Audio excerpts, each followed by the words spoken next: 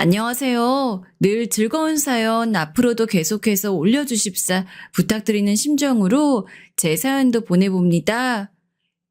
결혼하는 남녀의 조건이 비등하다면 재고 따지는 것에 별 어려움이 없을 테죠. 이런 경우가 아마 압도적으로 많을 것이고요. 조건이 비등하지 않은 경우에는 대체로 남자 쪽이 경제적으로 더 여유로운 것 같아요. 하지만 저희 부부 같은 경우에는 반대였답니다. 제 쪽이 비교적으로, 아니 압도적으로 훨씬 잘 사는 경우였어요. 그래서 결혼할 때 친정의 거센 반대에 부딪히기도 했었죠. 친정 엄마께서는 속상하시다며 아끼는 스카프를 이마에 띠로 둘러다가 들어 누우셨어요. 어디 드라마에서 본 건 있으셔가지고 나름의 퍼포먼스를 펼치신 거였죠. 제가 그거 보고서도 무시했습니다. 그랬더니 친정 아빠께서 나서서 길길이 날뛰셨죠. 뭐시라고? 그 교회에서 만난 청년하고 네가 기어이 결혼을 하겠다는 게냐?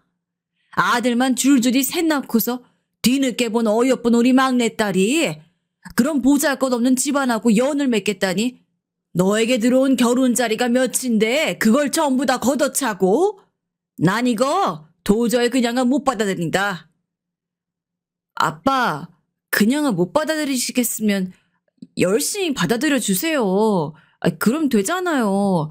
노력하시면 세상에 안 될 일이 없어요. 뭐가 어쩌고 어째? 이런 철딱선이 없는 것이. 아이고, 열올라 내가 합병으로 쓰러지겠다. 규찬이 어머마, 얼른 냉수 한 사발 내와라. 친정 아빠께서 열이 올라서는 찾으셨던 분. 규찬이 어멈 바로 제 새언니입니다. 그냥 새언니 아니고 셋째 새언니이자 막내 새언니예요. 제가 위로 오빠만 셋이거든요. 그리고 오빠들은 다 1살, 2살 차이인데 저만 셋째 오빠하고 6살 차이예요. 그러니까 늦둥이 비슷한 거였죠. 잘 사는 집안의 막내딸. 아들만 있는 집에서 바라고 또 바랬던 귀한 딸. 조금 민망하지만 그게 바로 저였습니다. 오빠들은 진작 장가들을 간 상태였고 이제 저만 남았는데 설마 제가 이렇게 뒤통수를 칠 줄은 아무도 몰랐다고 그랬어요. 제가 대체로 연애를 틈틈이 하는 편이었기 때문에 남편하고 연애를 하고 있을 때에도 친정 식구들은 물론이고 각종 지인, 친구들까지 전부 저러다 헤어지겠지라고 생각했었다네요. 그런데 제가 결혼을 하겠다고 고집을 피웠으니 난리가 난 거였죠. 참고로 저희 집안 맏며느리인 큰 새언니가 친정 집안이 진짜 부유하게 잘 살고요. 둘째 새언니는 경제적으로는 대단하지 않은데 친정 식구들이 죄다 명문대만 나와서 죄다 한타까리씩 하는 엘리트 집안입니다. 그리고 막내 새언니는 그런 배경은 많이 부족하지만 본인이 정말 예쁘게 생겼어요. 연예인 뺨을 치는 수준이 아니라 연예인 멱살 잡고 끌어내려도 될 정도로 타고난 자연 미인입니다. 그러니까 막내 오빠하고 결혼했겠죠. 막내 새언니는 본인이 외모만 아니었으면 이 집안에 시집 못 왔다고 생각하고 있는 게 보이는 사람이었어요. 그래서인지 자기 시댁에 정말 충성을 다했죠. 아기 낳고 나서도 아주 저희 부모님 댁에 문지방이 닳도록 드나들었고요. 친정 부모님의 수족처럼 살았습니다. 그런데 그 모습을 보면서 친정 부모님께서는 한 번도 그러지 마라 이렇게 하시지 않았어요. 제가 듣기로는 막내 새언니의 친정집에서도 네 시댁에 무조건 잘해라 이렇게 강조를 하고 또 하고 그랬다는 것 같더라고요. 집안의 유일한 딸인 저를 친정 부모님께서는 무조건 저희 집보다 수준 높은 아주 좋은 집안에 보내고 싶어 하셨습니다. 근데 제가 가만히 생각을 해보니까요. 그런 집안에 시집을 가고 나면 제가 막내 새언니 처지가 될 것 같더라고요. 절대 그렇게 살고 싶지 않았어요. 어쩔 수 없는 눈치를 보면서 행동하고 싶진 않았죠. 그래서 전 남편을 선택한 것에 추후에 망설임이나 후회가 없었습니다. 이렇게 되면 그렇다면 남편이 자기 처가에 너무 눈치를 보며 살게 되는 거 아니냐고요? 그럴 것 같았으면 제가 남편을 안 골랐죠. 저희 남편이요. 보통 무뚝뚝하고 과묵한 게 아닙니다. 나 사실 처음에는 당신이 경상도 사람인 줄 알았어. 적어도 집안이 경상도에 뿌리를 두고 있다거나 그런 줄 알았다?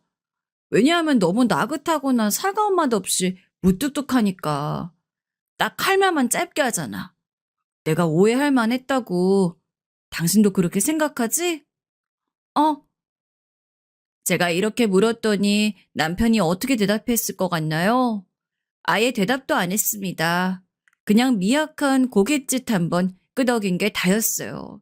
사람이 대화를 청하면 탁구공이 서로 오가듯이 핑퐁이 되어야 하는데 무슨 벽에다 대고 말하는 것처럼 다 튕겨져 나왔어요. 이런 남자가 자기 처가에 손발 딸랑거리면서 굽신거릴 것 같나요? 절대 아니었죠. 태생 자체가 가머니설과는 먼 남자였습니다. 연애 때는 이게 되게 멋있게 보였어요. 쓸데없는 소리 안 하고 제가 뭐라고 떠들든 잘 들어주고 덩치도 꽤 있는 편이라서 듬직하고 볼수록 매력이 있었네요. 친정 부모님께서 쥐뿔도 없는 사위라고 제 남편을 폄하하시며 난리 부르스를 쳐대셨지만 자식 이기는 부모 없다는 말처럼 결국에는 결혼을 해서 잘 사는 동안에도 남편의 매력은 계속되었답니다. 보면 볼수록 신기하더라고요. 저렇게 살면 입이 근질근질해서 어떻게 버틸까? 이런 궁금증이 막 생기는 거예요. 전 호기심도 많고 말도 많아서 쉴 새 없이 떠들어야 직성이 풀리는 스타일이기 때문에 남편이 더욱 신기하게 느껴졌죠. 설마 결혼하고 나서 한 집에 살면서도 그렇게나 계속 말이 없을 줄은 상상 바뀌기도 했고요. 남편은 소위 그저 그런 중소기업에 착실하게 다니는 직장인이었고 전 아르바이트처럼 간단히 짧은 업무만 하는 사람이었기 때문에 늘 남편이 아침에 먼저 일찍 일어났습니다. 아침밥 먹고 싶으면 본인이 알아서 차려 먹고 출근을 했죠. 제가 남편이 집을 나서기 전에 거의 일어나서 배웅을 하는 편이었는데요. 어쩌다가 잠이 너무 달달할 때면 일어나지 못할 때도 있었거든요. 그러면 남편이 저를 깨웠어요. 손가락 한 개 끝으로 자고 있는 제 목을 꾹 누르는 거죠. 그러면 자던 저는 갑자기 숨이 턱 막혀서 눈이 떠졌습니다. 아, 깜짝이야! 아이, 뭐야. 지금 나 깨운 거야? 자꾸 내 머리카락 잡아당겨 깨우길래 그러지 말라고 고쳐놨더니 이젠 목을 공격해서 사람을 깨워? 제발 그냥 말로 깨우면 되잖아. 말로 깨워. 알았지? 나 출근. 그러겠다고 대답은 안 하고 지금 출근하겠다는 말만 하면 다야? 아, 답답해. 이러나 저러나 출근 배웅은 해줘야지. 아휴, 내 팔자야. 아, 맞다. 근데 당신 주말에 외식하기로 한 거 아직 메뉴 생각 안 해봤어? 언제 말해줄 거야? 이번엔 당신이 먹고 싶은 거 정하기로 했잖아. 벌써 목요일 됐어. 예약이 필요한 곳이면 오늘쯤은 예약을 해둬야 돼. 어디 갈지 빨리 정해서 이따가 나한테 연락해. 알았지? 어? 대답 안 하는 남편의 등을 제가 사정없이 쿡쿡 찌르는 것으로 나름의 분풀이를 했었네요. 알겠다는 듯 고개를 끄덕이고 출근했던 남편이었으나 제가 약간이나마 가졌던 기대를 깨뜨리고 남편은 그날 연락을 주지 않았습니다. 제가 보낸 카톡 메시지도 잘 안 보더라고요. 남편을 사랑했고 무뚝뚝한 그 모습이 매력적이었으나 이렇듯 가끔은 우라통이 터지기도 했네요. 회사만 출근했다 하면 기본적으로 연락 두절이었으니 가뜩이나 말없는 남편과 아예 단절된 느낌이었답니다. 그렇게 환경이 엄격한 회사가 절대 아닌 것으로 알고 있는데 도대체 왜 그렇게 회사에 충실, 충성, 정직, 절제 4대 원칙을 지켜가며 다니고 있는지 의문이었죠. 이것에 얽힌 비밀 같은 이유는 뒤에서 밝혀볼게요. 우선은 시댁 식구들을 소개하고 싶거든요. 남편은 위로 누나만 둘입니다. 전 공포스러운 시누이만 둘을 둔 입장이었죠. 게다가 시누이들은 한 성깔씩 하는 인물들이었고 그것은 모전 여전이었으므로 시어머니 또한 만만치 않으셨습니다. 시댁이 보통 수준으로 사는 편이었으나 예전에 한때 지독하게 가난하게 산 시절도 있다고 들었어요. 그래서 큰 시누이가 오죽하면 고등학교를 자퇴하고 취업 전선에 뛰어들어서 돈을 벌었었다네요. 근데 이런 집안에서 막내 혼자 제법 공부머리가 있는 편이었던 거예요. 그래서 남편은 자기 누나들에 비해서 편하게 학교나 다니고 공부나 열심히 하고 대학 생활하고 그랬다고 합니다. 그렇게 귀한 대접을 받고 큰 막내 아들과 결혼한 입장의 며느리로서 전 가시방석에 앉을 확률이 높았으나 제 경우는 여러분도 아시다시피 몹시 특별했죠. 아이고, 우리 며느리 왔니? 아유, 우리 며느리 어여 이리 들어와서 앉아라. 어여 빨리. 다리 아프게 그렇게 현관에 서 있지 말어. 올 며느리 귀한 몸으로 직접 이렇게 와준 것도 황송한데 그렇게 서 있으면 내가 가슴이 막 찢어져. 어머님, 저 여기 서 있은 지 3분도 안 됐어요. 저번에 봤을 때 덜컹거렸던 신발장이 싹수리가 되어 있길래 너무 잘 된 것 같아서 잠깐 그거 보고 있었어요. 아주 말끔하네요. 그게 다 우리 며느리 덕분이지. 우리 며느리 덕분에 우리가 걱정 없이 살게 됐잖아. 내가 우리 며느리만 떠올리면 너무 감동적이어서 자꾸 눈물이 나오려고 해. 아휴, 내가 다 늙어서 주책이네. 늙었으면 빨리 뒤져야지. 울 며느리한테 이런 추태나 보이고. 에이, 아유, 그런 말씀하지 마세요. 그리고 어머님, 저 이제 며느리 말고 이름으로 불러주셔도 돼요. 혹시 그렇게 부르시는 게 힘드신 걸까봐 자꾸 마음에 걸리네요. 뭐야? 아이, 마음에 걸린다고? 아이고, 내가 우리 며느리 마음을 그렇게 만들었다니. 이래서 그냥 곱게 못 늙었으면 빨리 뒤져야 돼. 우리 집에 왔을 때 이렇듯 추레한 거 보지 말고 좋은 거만 보다 갔으면 좋겠는데. 아휴. 하도 시어머니께서 당신을 낮추시며 자책까지 하셔서 전 다른 의미로 좌불안석이었답니다. 시어머니께서 그러실 때면 이미 시아버지께서는 눈가가 촉촉해지신 채로 저를 바라보고 계셨어요. 저의 존재를 떠올리기만 해도 두 분께서는 눈물이 난다고 하셨죠. 제가 마치 시댁의 고생 끝 행복 시작이라는 상징처럼 느껴지신다고 했습니다. 시누이들도 예외는 아니었어요. 제가 가끔 시댁에 들를 때면 제가 왔다는 소식을 접하는 즉시 모두가 총출동했어요. 시배부들까지 될 수 있으면 어떻게든 오려고 했고요. 어머, 올케 와 있었어? 올케 전에 봤을 때보다 얼굴이 좋아졌다. 아주 환하게 폈네. 내 동생하고 둘이 천생연분, 찰떡궁합인가 봐. 그러니까 자꾸만 얼굴이 예뻐지고 형광등 수십 개 켜놓은 것 마냥 얼굴이 환하게 되는 거지. 아, 큰형님 오셨어요? 얼굴 좋아졌다고 해주셔서 감사해요. 칭찬 들으니까 좋네요. 큰형님도 점점 고와지시는걸요? 큰형님의 시간은 거꾸로 가나 봐요. 동안이 드셨어요. 그래 보여? 그렇지?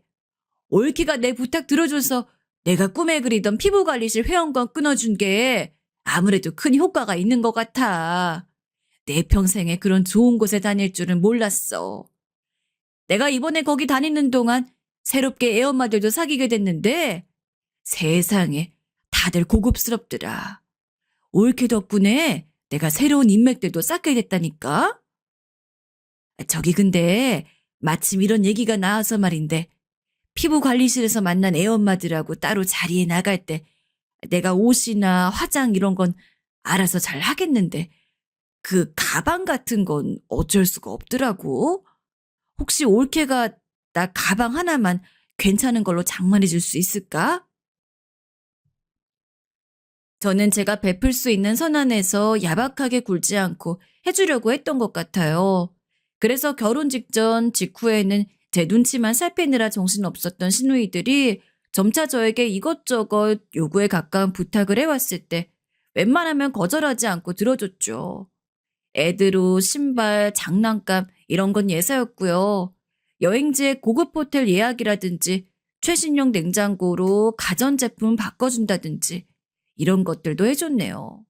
그날은 큰 시누이가 명품백을 원하는 눈치로 저에게 말을 해왔는데 그러고 있을 때 작은 시누이도 마침 들이닥쳤어요. 옳게. 나도 가방 필요해. 언니 왜 치사하게 나 몰래 올케한테 가방 사달라 그러고 있었어? 언니만 받고 입 싹 씻으려고 했지? 우리 둘 다 올케한테 매달리는 건 꼴사 나오니까 본인만 혜택 누리는 게 낫겠다고 자꾸 그런 개소리 할 때부터 알아봤어. 언니가 뭔데 올케 복을 누려? 왜 혼자 독차자려 그래? 절대 그렇게는 안 되지. 뭘 또 입을 싹 씻는다고 표현해? 야, 너 웃긴다? 너 오랜만에 내 소뚜껑 손맛 보고 싶어 까부냐? 내가 우리 가족들 먹여 살린다고 예전에 코피 터지게 일 다닌 거 다 까먹었어? 여유를 누려도 내가 누려야 마땅해. 나하고 옳게 둘이서 오붓하게 대화 중이었으니 너는 빠져. 얻어 터지기 전에. 그날따라 자매 사이에 신경전이 살벌하더라고요. 큰 시누이가 예전에 고생 많이 했었단 이유로 시댁 집안에서는 큰 시누이를 좀 축혀 세워주는, 공을 인정해주는 그런 게 좀 있었어요. 그런데 작은 시누이는 이게 내도록 불만이었나 봅니다. 큰 시누이는 희생정신 발휘했던 위인, 남편은 장가를 기가 막히게 잘 간 최고 1등 공신. 이거였는데 작은 시누이는 중간에서 자기만 아무것도 아니라고 생각했었나 봐요. 차라리 자매끼리 합세해서 저를 뜯어먹으려고 했으면 저만 난감했을 것이고 둘은 이득이 컸을 텐데 서로가 신경전을 벌여주시니 전 딱히 말릴 생각도 들지 못해 그저 민망하게 있었을 따름이었네요. 그날은 유독 둘이서 날이 서 있길래 제가 모르쇠로 일관하며 딴청을 부리고 있었어요. 그런데 그 방심한 틈에 서로 머리채를 잡은 거예요. 작은 시누이의 처절한 비명이 시댁에 울려 퍼졌고 저하고 시부모님하고 셋이서 깜짝 놀라 둘을 말리려고 접근했죠. 그런데 그럴 수가 없었어요. 떼어놓자마자 작은 시누이가 자기만 맞은 건 억울하다면서 이를 악물고 반격해 큰 시누이의 정수리를 주먹으로 내려 찍었습니다. 그러자 눈앞에 별이 보인 큰 시누이는 그때부터 눈이 돌아서 아주 배는 것도 없다는 듯 작은 시누이를 공격했고요. 시아버지께서는 혈관 막히는 느낌이 드신다며 돌아서셨고 시어머니께서는 올 며느리 앞에서 쪽팔린 모습 보이지 말라며 악다구니 쓰시더니 싱크대로 가서 냄비에 물을 받아다 그걸 시누이들에게 끼얹으셨고 물벼락 맞은 시누이들이 동시에 짜증을 내면서 올케복 누리려고 다들 수쓰는 거 알고 있다. 올케복을 최고로 누려야 하는 건 바로 나다. 라는 희한한 소리나 해대고 있고 진짜 정신이 없었습니다. 그래서 몰랐어요. 주차를 마치고 업무 통화를 하느라 저보다 한참 늦게 올라온 남편이 현관에 서서 이 광경을 다 보고 있었다는 걸요. 어느새 들어와서는 보고 있었던 거예요. 남편을 가장 먼저 발견한 제가 소스라쳤죠. 깜짝이야. 언제 와 있었어? 온 줄도 몰랐네. 업무 통화는 마쳤어? 거기는 왜 주말에도 사람한테 일을 시키려고 드는 거야? 하여간 웃긴 회사 같아.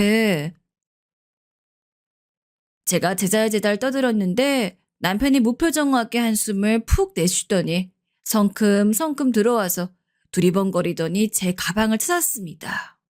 소파 앞에 올려둔 제 가방하고 휴대폰 그걸 챙기더니 저를 잡아 끌었어요. 이만 가자는 표시였죠. 제가 당황해서 시어머니와 시누이들을 쳐다봤습니다. 세 사람 다 어안이 벙벙해져 있었죠. 가자고? 우리 지금 어머님 아버님하고 시간 좀 보내다가 근처에 새로 오픈한 대형 카페도 가보고 여차하면 밖에서 저녁도 먹고 그러기로 했잖아. 근데 그냥 가자고? 왜 이래? 아, 어머님, 뭐라고 말씀 좀 보태주세요. 그래, 올 며느리 말이 맞다. 다 같이 시간 보내기로 한 거 아니니? 지금 네 누나들도 왔잖아. 물 맞아서 머리 꼬라지들은 저렇게 됐지만 드라이기로 얼른 말리면 돼. 같이 나가서 커피도 마시고 화해도 하고 그러자. 올 며느리 잘 둔 거 이렇게 또 누리고 그러는 거지. 시어머니께서 맞장구를 치시며 호호 웃으셨을 때였어요. 남편이 엄청나게 싸늘한 표정을 짓더니 시어머니를 쳐다보았고 그 다음에는 천천히 시누이들을 쳐다봤습니다. 그리고 딱 한마디, 이 말만 남겼어요. 쪽팔려서 못 살겠다. 제가 속으로 너무 기가 막혀 하면서도 남편의 손에 이끌려 별 수 없이 시댁을 나서고 말았습니다. 남겨진 시누이들의 그 멍한 표정이 그날 하루 종일 안 잊혀졌네요. 남편이 저한테 당부를 했습니다. 자기 가족한테 퍼주지 말라고요. 그래도 당신 키워주신 부모님이고 당신의 친누나들이잖아. 잔말 얹지 말고 그냥 하지 말라면 하지 마. 얼마나 냉정하게 당부를 했는지 모릅니다. 남편에게 시부모님, 시누이들, 그리고 각종 시댁 사람들. 아무도 먼저 네 아내 덕 좀 보자고 안 해왔었죠. 차라리 장본인인 저를 구워 삶아 어떻게든 해보려는 것뿐. 왜냐하면 남편에게는 각종 청탁이 안 통하기 때문입니다. 이런 대쪽 같은 사람이 퍼주지 말라고 선언했으니 절대 자기 뜻 굽힐 의지가 없다는 것이었죠. 단호한 남편을 거스르기도 좀 애매해서 제가 그 뜻을 따랐어요. 그랬더니 시누이들, 둘 다 다혈질이라서 아주 난리를 쳤습니다. 남편을 가만 안 두겠다고까지 하면서 화를 냈어요. 남편 보고 자기만 부유함 누리고 살겠다는 이기적인 심보를 가진 놈이라고 욕을 했고요. 근데도 남편 아무 변명도 반응도 하지 않았습니다. 그게 더 상대를 환장하게 만드는 것 같았어요. 시누이들이 결국 제 풀을 꺾였으니까요. 몇 주 뒤 시어머니께서 답답해 미치겠다는 목소리로 저에게 연락을 하셨었죠. 올 며느리, 왜 이렇게 내 아들을 휘어잡고 사니? 내가 이런 말 안 하려고 했는데 어렵사리 꺼내는 거야. 네? 아유, 어머님, 제가 휘어잡은 게 아니에요. 제가 오히려 잡혀 사는 것 같은데요. 어머님 아들이니까 아시잖아요. 저도 못 말려요. 제가 어떻게 할 수 있는 성격이 아니에요. 울컥해서 홧김에 저한테 전화하셨었던 시어머니께선 제 말을 들으시고는 그건 그렇지 하며 수긍을 하셨네요. 당신께서 보시기에도 당신의 아들이 보통 내기가 아니었으니까요. 이런 남자가 제 친정 부모님께는 어떻게 했을까요? 제가 결혼하고 나서 남편한테 몇 번 강조했었어요. 굳이 먼저 우리 아빠 엄마한테 알랑방귀 안 껴도 된다고요.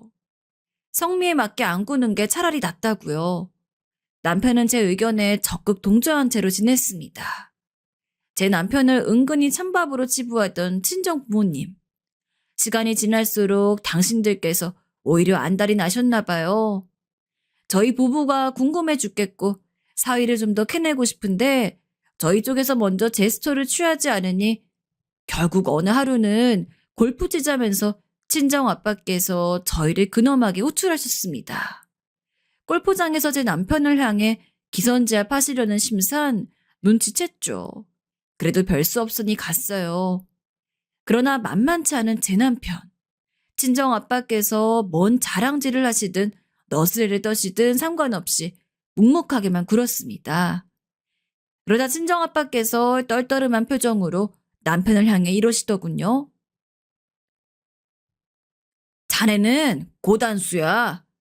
일부러 원하는 걸 노골적으로 말 안 해서 결국은 손 안 대고 코 풀려고 하는 게지. 내 말이 맞지? 저는 지극히 현실주의자입니다. 장인어른, 손 안 대고 코 푸는 방법이 있다고는 상상도 못하고 살았으며 앞으로도 그럴 예정입니다. 그러자 친정아빠의 말문이 턱 막히더군요.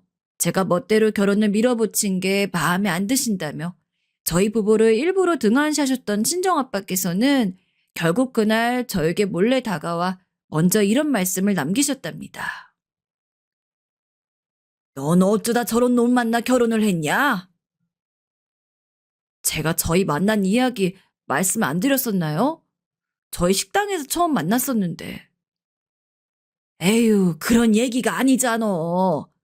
저놈이 내 아들로 태어났어야 했는데. 그랬다면 네 오빠들보다 더 크게 됐을 제목이야. 내가 그렇게 키웠을 테니까. 정말요?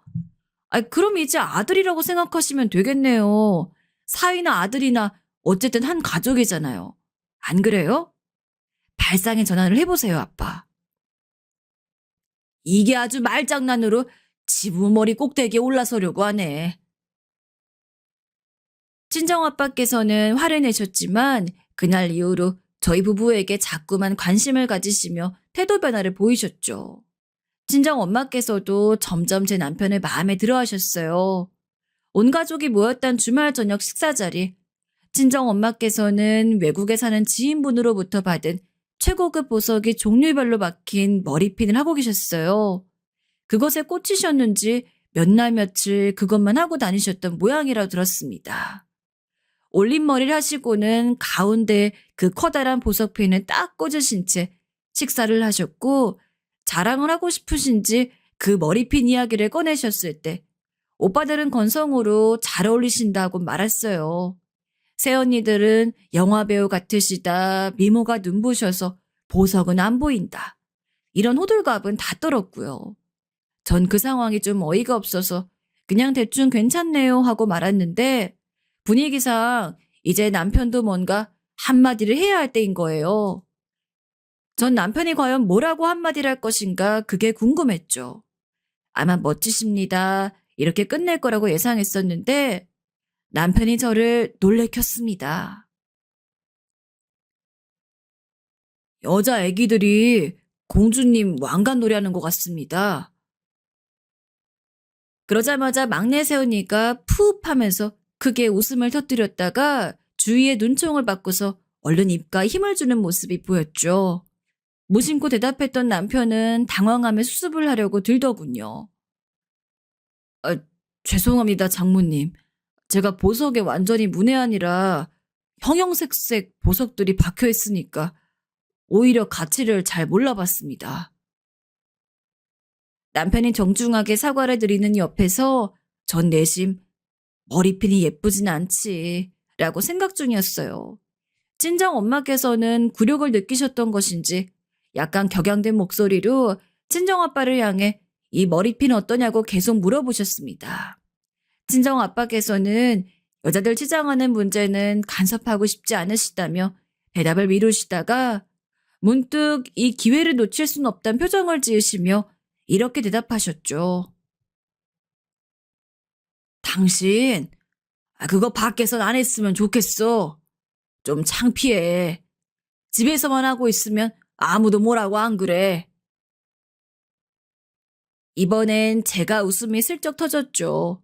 그때 막내 새언니랑 눈이 마주쳤는데 둘이 씩 웃었답니다. 어색하게 끝난 식사 자리, 이튿날 친정 엄마께서 저에게 전화를 하셔서는 남편 욕을 엄청 하셨어요. 멋대가리가 왜 그렇게 없고 뻣뻣하냐면서요. 한참 흉을 보시더니 전화를 끊으시기 전엔 이렇게 마무리를 하시더라고요. 그래도 가식적인 것보단 낫네. 나중에 들었는데 친정 엄마께서 그거 머리핀 그날 이후로 안 하고 다니니까 가까운 친구분이 어라? 공작새 마냥 웃기게 생긴 머리 장식 어디 갔어? 잃어버렸어? 이렇게 물어보셨다는 거예요. 그거 듣고 친정엄마께서 속이 부글부글 끓으셨는데 그러면서도 남편이 생각나신 거죠. 머리핀이 안 예쁘고 과하게 생겨서 자칫 웃을 수도 있는 모양임을 남편이 알려준 셈이니까요. 솔직한 구석이 마음에 드셨나 봐요. 그 이후로 왠지 친정엄마께서 남편을 인정하신 듯 했어요. 집안 모임에 자꾸 제 남편도 부르시더라고요. 그 이전에는 거의 무시하셨었는데 그리고 저는 그날 이후 막내 새언니하고 따로 연락하는 사이가 됐어요. 저한테 하는 말이 집안에서 자기만 너무 뒤떨어진 느낌이라 위축됐는데 제 남편이 집안에 들어왔을 때 자긴 너무 신났다고 합니다. 그래서 제 결혼을 누구보다 반겼었다네요. 진작 친하게 지낼 걸 그랬나 싶을 정도로 저하고 잘 맞았어요. 막내 새언니가 아니었다면 전 실마리를 늦게 잡았을지도 몰라요.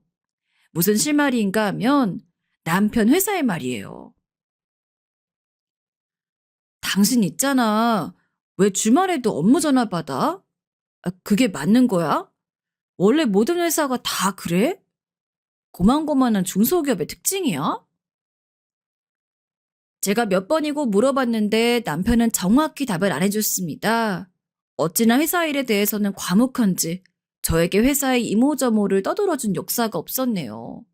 그리고 회사만 출근했다 하면 저하고 연락이 잘 안 됐기 때문에 늘 답답했어요. 이런 점들이 원래도 신경이 쓰였는데 언제부터인가 남편이 수심 깊어 보이고 피곤해 보이고 집에 와서도 업무 메일 작성을 하고 있는 게 보이니까 걱정이 되었습니다. 제 딴엔 걱정이 되었기 때문에 이런 소리 뱉어버렸죠.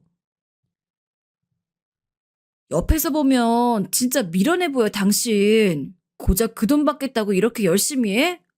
이런다고 해서 추가 수당 잘 받는 것도 아니잖아. 남편이 또 대답을 안 했는데 표정이 어두워지더라고요. 막내 새언니하고 통화하면서 이 얘기를 전해줬더니 제가 말실수를 한 것이라고 알려주더군요. 남편 입장에서는 굉장히 자존심이 상했을 거라고 했어요. 그래서 제가 남편에게 사과하려고 어느 날 저녁 근사하게 스테이크상 차려서 와인도 모처럼 준비하고 분위기를 잡았습니다. 남편이 피곤하다고 빨리 자려고 하길래 말리면서 떠봤죠. 왜 그렇게 회사 일이 피곤하냐고. 이직하면 안 되는 거냐고 그렇게 물어봤어요. 그랬더니 남편이 고민하는 표정으로 어느 정도 실토를 해주더라고요. 힘들지. 피곤하지. 맞아. 너무 괴롭기도 해. 그런데 이런 것에도 물러나면 내 그릇이 여기까지밖에 안 되는 것 같아서 내 성격상 용납이 안 돼. 그리고 우리 가족 일로 내가 당신에게 미안하게 생각하는 점이 많아. 우리 누나들이 당신 앞에서 개싸움 벌이고 난리쳤던 광경 아무리 생각해도 너무 수치스럽더라. 그 이후로 내가 더욱 번듯한 사람이 되고 싶어졌어. 당신과 비등해지는 날은 오지 않겠지만 나 스스로에게 조금 더 당당한 사람이 되고 싶더라고. 그래서 회사에서의 고충도 정면으로 바라보게 되었어. 시댁의 일 때문에 저에게 의지하고 기대려는 생각 자체를 버리고 남편은 스스로 잘난 사람이 되고자 하는 포부를 가지게 되었다는 거예요. 그럴 만하다 싶더라고요. 왜냐하면 남편은 제 배경을 알고 부담스러워서 저하고 원래 헤어지려고 했던 사람입니다. 가려던 사람을 설득해서 붙잡았던 게 저였고요. 남편은 가뜩이나 저와의 배경 차이를 느끼고 부담스러워했던 사람인데 자기 가족들의 그런 면모를 마주하고 나자 너무 속상했던 거예요. 그 꼿꼿한 성격에 용납이 안 됐을 겁니다. 남편의 진솔한 이야기를 듣고 나니까 납득이 되었어요. 그래서 남편의 생각을 존중해주고 조용히 응원해주기로 했죠. 하지만 고단해 보이는 얼굴이나 심란한 눈빛 같은 걸 보면 남편에게 뭔가 풀리지 않는 고충이 있는 건 아닐까 싶어서 저도 계속 속상해했답니다. 이런 저에게 도움을 준 게 또다시 막내 새언니였던 거죠. 일적으로 시달리면 피곤해하지 심적으로 힘들어하진 않거든요. 그런 차이가 있어요. 그래서 제 생각인데요. 혹시 회사에서 사람들하고 마찰이 있는 거 아닐까요? 그럴 가능성이 있는 거라면 한번 슬쩍 떠봐요. 회사 사람들과 마찰? 맞는 것 같아요. 이제 보니까 왜 그런 쪽으로 생각을 못 해봤을까요?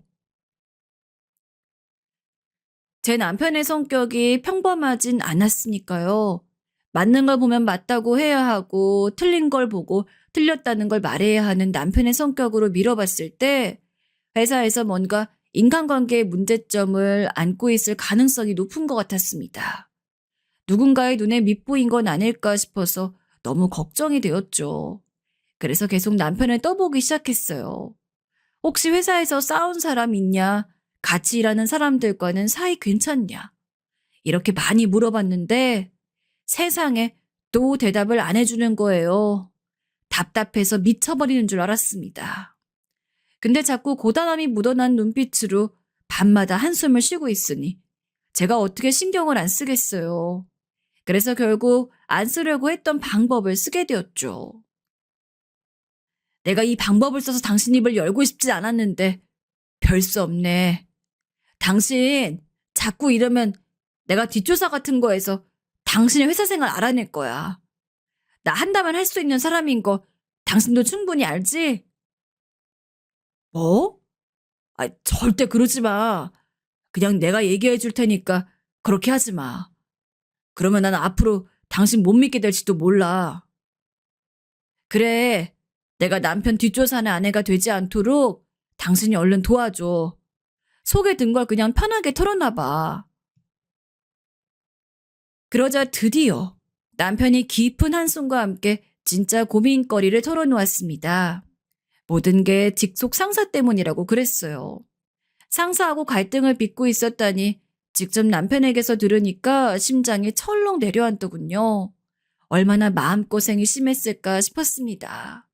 젊은 나이에 머리가 살짝 벗겨졌다는 그 상사란 인간하고 남편이 원래도 썩 잘 맞진 않았대요. 그런데 남편이 언제 한번 회사에서 무슨 안건이 나왔을 때 그 상사가 낸 의견에 정확히 반대했다고 합니다. 왜냐하면 반대할 수밖에 없는 근거가 명확했으니까요. 그러자 다른 사람들도 남편의 반론이 너무 합당하니 거기에 동조했고 그 상사의 의견은 사라지게 되었죠. 그런데 그날 이후로 그 상사가 묘하게 남편을 갈구기 시작했다는 겁니다. 남편은 일부러 그런 그 상사의 만행을 외면하며 피할 수 있는 상황이면 피하며 지냈었대요. 그러니까 당연히 업무에도 살짝 지장이 있었죠. 그렇게 어떻게든 지내고 있었던 와중 시댁에서 시누이들이 제 덕을 자기가 더 보기 위해 개싸움하고 시어머니께서 물끼얹고 이런 상황을 봐버린 겁니다. 그날 이후로 남편은 회사 일에서도 그냥 피하지 않고 정면 승부를 하기로 한 거죠. 그 상사가 못되게 굴면 부당하게 업무 지시 내리지 마시라. 이렇게 똑바로 말을 했다고 합니다. 짚고 넘어가야 할 문제는 정확하게 짚었고요. 그랬더니 그 상사가 이젠 아예 감정적으로 더 남편을 괴롭히며 더 비겁하게 굴고 있다는 겁니다. 남편에게 이런 소리도 했다네요.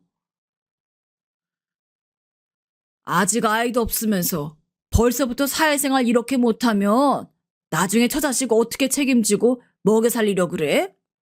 아직 정신머리가 멀어도 한참 멀었네. 남편의 자존심이 그때 박살났었다네요. 제가 그 얘기 듣고 너무 화가 났으며 속이 상했어요. 당장이라도 어떻게든 나서 남편을 도와주고 싶더라고요. 그런데 저의 이런 마음 남편이 바로 눈치를 채더군요. 자기 혼자서 부딪히고 해결짓고 마무리하고 싶다고 그랬어요. 어차피 내가 매 상황에서 정당한 거, 일 성실하게 하는 거 다들 알고 있으니까 결국은 내 승리로 끝날 거라고 생각해. 정의는 이기는 거야. 상사가 어쨌든 권위로 자기를 누르는 셈인데 정의를 입에 담는 남편이 대단하다고 해야 할지 고지식하다고 해야 할지 헷갈렸습니다. 도와주고 싶은 마음이 안 사라져서 제가 시무룩해 있으니까 남편이 다시 저를 다독였어요. 여기는 자기 세상이라고 하더군요. 그 말뜻이 뭔지 전 금방 알았습니다. 남편의 세상, 남편의 영역, 그걸 지켜주고 존중해주기를 남편은 저에게서 바라는 것이었죠. 전에 없이 말 길게 하면서 저에게 털어놓은 것만으로도 남편은 후련하다고 그랬고요. 그래서 제가 웃으면서 다짐했어요. 알았어. 난 당신 믿어. 당신이 알아서 잘 이겨낼 테니까 난 앞으로 당신을 위한 내조의 여왕으로 거듭날게. 남편은 미심쩍게 저를 쳐다봤지만 저는 요리 공부를 시작했습니다. 가사노동에 취약했던 제가 집안일에도 신경을 썼고 인테리어도 직접 만지기 시작했고요. 도시락도 틈틈이 쌌네요. 처음에는 도전 정신으로 한번 싸봤던 도시락이었는데 점점 재미가 붙었어요. 남편이 아무 군말 없이 제가 도시락을 주면 챙겨가는 스타일이라서 좋았습니다. 말수 적은 게 이럴 때는 너무 좋더군요. 맛있었어? 잘 먹었어? 응?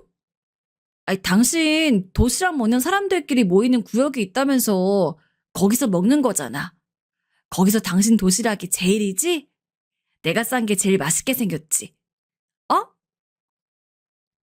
이렇게 물어도 대답을 잘 안 해주니 이런 건 좀 열이 받았지만 어쩔 수 없었네요. 뭐라고 칭찬 좀 해주면 어디 덧난답니까? 그래도 도시락통을 매번 싹 비워서 오는 걸 보면 뿌듯했답니다. 부부간에 새로운 유대감이 생기는 것 같았어요. 막내 새언니의 조언과 도움도 매번 많이 받았죠. 저하고 친해지면서 막내 새언니는 자신감이 생겼다 그랬어요. 그 이전까지는 자기 친정 수준이 부족해서 주눅이 들었는데 이제는 난 얼굴이 대신 예쁘고 이 엄청난 걸 유전으로 물려줄 수 있으니까 나도 한몫 크게 하는 사람이다. 이렇게 생각을 하게 됐다네요. 실제로 막내 새언니가 낳은 조카가 아기 때부터 이목구비가 정말 예뻤어요. 막내 새언니가 날이 갈수록 당당해지자 제 친정 부모님께서는 몹시 떨떠름해 하셨고 뒷배에 제가 있다는 것을 의심하셨으나 별 말씀은 못 하셨답니다. 날이 갈수록 저희 부부를 인정하고 계시던 참이었으니까요. 저보고 결혼 잘했다고 생각하고 계신다는 것을, 제 남편을 점점 마음에 들어하고 계시다는 것을 저는 느낄 수가 있었네요. 남편이 힘든 걸 내색 안 하려고 들고 말을 안 해서 속상하긴 했지만 이젠 재촉하지 않고 남편이 먼저 말해줄 때까지 기다릴 생각이었어요. 이런 스스로를 두고 나는야 내조의 여왕 이러면서 즐거이 지내던 어느 날이었습니다. 유독 남편이 피곤해 보이던 시기이기도 해서 점심시간에 제가 깜짝 방문할 계획을 짰어요. 일부러 도시락에 밥만 가득 넣었죠. 남편이 열어보고 황당해할 때 제가 반찬만 가득 담긴 통을 가지고 등장할 예정이었습니다. 차에는 남편의 동료들에게 돌릴 비싼 간식거리도 준비한 참이었어요. 시간 여유롭게 도착해서는 일단 내부 파악부터 하려고 건물에 올라가 봤어요. 여러 업체가 같이 쓰는 건물이었고 남편 회사는 5층을 통으로 쓰고 있었습니다. 그렇게 5층에 딱 엘리베이터 타고 내렸는데 그러자마자 그 층의 복도 끝에서 제가 남편을 봤어요. 누군가를 따라 계단 쪽으로 가더니 시야에서 사라지더군요. 제가 무심코 그쪽을 따라가 봤죠. 그랬다가 어이없는 상황을 목격했습니다. 단박에 남편과 있는 사람의 정체를 알 수 있었어요. 약간 벗겨진 머리에 성질 더러워 보이는 인상의 남자가 바로 그 상사인 게 틀림없었습니다. 너 이 새끼야, 넌 네 상사가 우습냐? 왜 그렇게 눈가를 공손하게 관리하지 못해? 넌 상명하복이라는 기본도 안 돼 있어. 이런 새끼도 군대를 나왔으니 우리나라가 개판인 거야. 너 같은 게 바로 우리나라 사회를 갉아먹는 버러지야. 업무에 잡다 늘어놓으실 거면 전 이만 자리로 가보겠습니다. 곧 점심시간이라 그 전에 끝마쳐 놓고 싶은 게 있어서요. 한참 내가 말았는데 어딜 끼어들어? 이 건방진. 너 자꾸 뭘 믿고 까부냐? 너 진짜 잘리고 싶냐? 내가 너 업무평가 개판으로 써서 완전히 망쳐놓을 거야. 그 상사는 그렇게 소리를 지르더니 눈깔이 마음에 안 든다고 중얼거리면서 제 남편의 뺨을 때렸습니다. 피가 거꾸로 솟는다는 느낌을 자각하기도 전에 저는 그쪽으로 가까이 다가가며 외치고 말았어요. 야, 너 뭐야? 네가 뭔데 내 남편을 때려? 저도 모르게 소리를 질렀죠. 발을 들인 계단 쪽은 물론이고 복도에도 제 목소리가 울려 퍼졌습니다. 전 제가 목청이 그렇게 좋은 걸 그날 처음 알았네요. 남편이 기겁하며 저를 쳐다보더니 금세 침착하게 말했습니다. 여긴 어떻게? 일단 가. 별일 아니야. 당신이 일단 가. 차 가지고 왔지? 주차장에 가 있어. 내가 좀 이따가 금방 갈게. 가긴 뭘 가? 안 가. 못 가. 당신이야말로 저리 가. 빠져 있어. 하지만 이미 저는 눈에 뵈는 게 없었습니다. 제가 만만한 인물일 것 같았으면 제 부모님의 딸이 아니었죠. 남편 같은 남자를 배우자로 점찍지도 않았을 테고요. 전 한참 덩치도 작은 주제에 그 상사에게 바짝 다가가서 눈을 매섭게 떴습니다. 그러자 그 상사가 저를 비웃으며 코웃음 치는 소리를 내더군요. 야, 네가 바로 내 남편을 그동안 갈궈댄 그 비열하고 치사한 놈이지? 감히 내 남편에게 잘리고 싶냐니 뭐냐니 우는 애? 뺨을 때려? 야, 너야말로 잘리고 싶니? 이 여자가 아주 웃기는 여자네. 이 보세요. 자기 남편 직속 상사한테 이래도 되는 겁니까? 내가 누군지 알고 이러는 거 맞으세요? 그리고 어디다 대고 반말이야. 너나 내가 누군지 알고 계속 이렇게 굴든지 말든지 하는 게 좋을 거야. 전 일을 가며 말을 한 뒤에 주머니에서 휴대폰을 꺼냈습니다. 그날 마침 친정아빠 회사에서 전날 있었던 행사 사진을 가족 카톡방으로 전송받은 바 있었거든요. 그 사진 중 하나를 화면에 띄워서 그 상사의 얼굴에 디밀었죠. 네가 회사에 제대로 하고 있는 놈이 맞다면 바로 알아보겠지? 그 사진은 친정아빠 회사의 정문에서 기념으로 찍은 것이었습니다. 누가 봐도 가운데 있는 사람이 회장이었죠. 제 친정아빠 말입니다. 여기는 우리 회사 최대 거리투라고 할 수 있는 가장 중요한 곳인데, 밥 줄이고 목숨 줄인 곳인데 못 알아볼 리가 없지. 근데 여기 사진을 대체 왜... 벌써 당황하시네. 그럴만하지. 이 거래처 회사가 갑이고 네가 몸담고 있는 이 회사가 을이니까. 그리고 내가 바로 갑인 회사의 회장님 딸이다, 이 자식아. 내가 바로 갑 중에 갑인데 이 정도면 너한테 계속 반말해도 되지? 너도 네가 상사랍시고 내 남편한테 도를 지나친 무례를 행사했으니까 내가 이 정도는 해도 되는 거잖아? 안 그래? 제가 생각해도 정말 엄청난 발언이었던 것 같아요. 제 말이 끝나자마자 그 상사는 다리에 힘이 풀린 건지 휘청거렸고 말도 안 된다면서 중얼거리시길래 제가 쐐기를 받기 위해 저희 부부의 결혼식 사진을 보여주었죠. 제 친정 부모님과 함께 저희 부부가 있는 사진을 보고서는 그 상사는 결국 주저앉았습니다. 그리고 남편을 향해 망연자실하게 묻더군요. 이런 처가를 뒀다고? 결혼식장도 그냥 딱 봐도 엄청나 보이는데 왜 회사에는 조촐하게 가족들끼리 결혼식 올렸다 거짓말했어? 왜 아무도 안 불렀어? 내 남편이 그럴 성격과 멀어도 너무 먼 사람이니까. 그러니까 너 같은 인간 말종 아래에서 참고 일을 해온 거겠지. 그런데 난 못 참아. 댁을 족치는 것으로는 이 분이 안 풀려. 우리 아빠 회사가 여기 이 회사와 거래 끊으면 어떤 타격이 갈까 궁금해지네. 그 책임 당신이 다 져야 하겠지? 잠깐만요. 사모님, 이러지 마세요. 진정하세요. 제가 무지해서 뭘 모르고 버린 일입니다. 제가 미쳤었어요. 제정신이 아니었습니다. 다 죄송합니다. 그 상사는 얼굴이 허옇게 질러서는 저희 부부 앞에서 무릎을 꿇었습니다. 그때 저는 문득 정신을 차리고 계단 앞 구역에 몰려든 구경꾼들을 알아차렸죠. 소란에 다들 와본 거였어요. 모두가 경악한 얼굴들이었습니다. 저는 그 상사를 향해 당장의 용서는 못해준단 말을 남긴 채 남편을 잡아 끌었습니다. 모두가 멍하게 저희 부부를 쳐다봤네요. 제 차에 와서 같이 점심을 먹었어요. 도시락을 까먹으면서 남편은 저에게 고맙다고 그랬습니다. 다른 미사여구 없고 그냥 딱 고맙다가 끝이었어요. 참나.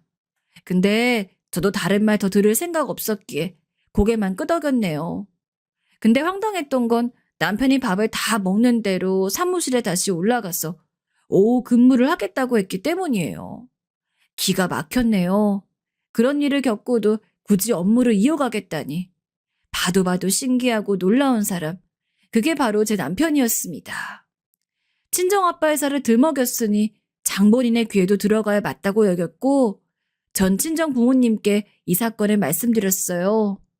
그랬더니 친정아빠께서 저희 부부를 호출하셨습니다. 그리고 엄청난 제안을 하시더군요. 친정아빠 회사로 제 남편을 드리고 싶다고 하신 거예요. 제 남편을 향해 이렇게 말씀하셨죠. 그냥 부르는 거 아니다. 제대로 낙하산을 태워주려고 해. 자네, 어디 한번 내가 제공해준 낙하산 타고 마음껏 재주 부려봐. 큰오빠는 일을 잘하고 있고 둘째 오빠는 해외 지사에 직접 내년에 나가기로 했고 문제는 셋째 오빠였어요. 일을 배운 지가 벌써 한참인데 신입사원보다도 일을 못한다고 하더군요. 이런 일을 할 머리가 아닌 것 같다며 친정아빠께서는 고개를 저으셨습니다. 전엔 자기가 회사에 계속 하겠다며 억지로 우기더니 요새는 생각이 바뀐 모양이더구나. 규찬이 어머니 맞지도 않는 옷 그만 입어라 이렇게 충고를 옆에서 하더니 그게 먹힌 모양이야. 나는 좋은 변화라고 본다. 막내 새언니가 자신감을 얻고 발언하기 시작한 게 그런 영향도 끼친 모양이었습니다. 셋째 오빠는 곧 회사를 나와 자기 가게를 운영하든지 그럴 거라고 했어요. 전 남편이 무조건 삼고초를 할 거라고 순간 예상했었는데 이게 웬일인가요? 감사합니다. 열심히 하겠습니다. 실망시켜드리는 일 없을 겁니다. 넙죽 인사를 하는 거예요. 친정아빠께서는 사내답다며 무척 흡족해 하셨고 저만 엄청 당황했었네요.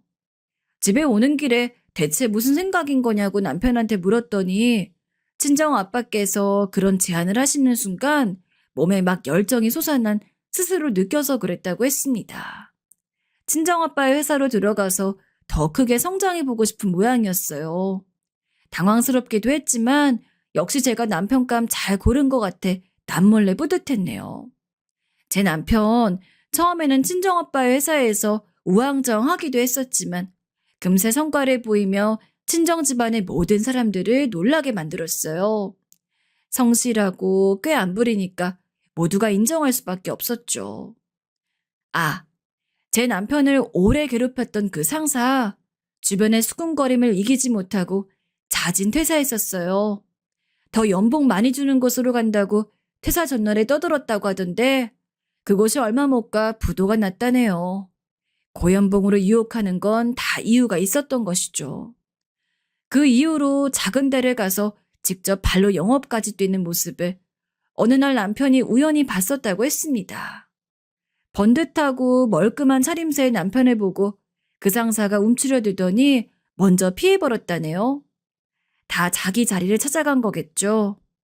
참고로 시댁 식구들하고는 제가 남편의 동의하에 잘 봉합을 맞춰 지내고 있어요. 시누이들도 서로 견제하는지 그만두었고요. 남편이 언제 쪽팔리는 짓 하지 말라고 나설지 모르니까 다들 조심조심 하면서 저를 대하고 있답니다. 이쯤 되면 제법 나쁘지 않은 결혼 생활인 것 같죠? 제 이야기를 들어주신 모든 분들 고맙습니다.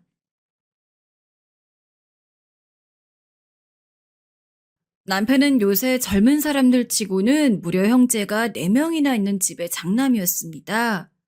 외동딸인 저로서는 집에 그렇게 사람이 많고 북적북적하다는 것 자체가 너무 신기했는데 무엇보다도 놀라웠던 점은 남편은 성장하면서 한 번도 형이나 동생들과 싸운 적이 없다고 하더라고요. 게다가 시부모님은 두 분 다 예전부터 넓은 땅도 가지고 있고 건물도 한두 채씩 있는 부자 집안이어서 남편도 남편 형제들도 잘하면서 돈으로 아쉬웠던 적은 한 번도 없었다고 해요. 보통 드라마 같은 거 보면 형제끼리 부모님 돌아가시기도 전에 재산 가지고 미리 기싸움하는 것들이 있잖아요. 근데 남편의 형제들은 그런 것도 없다고 하더라고요.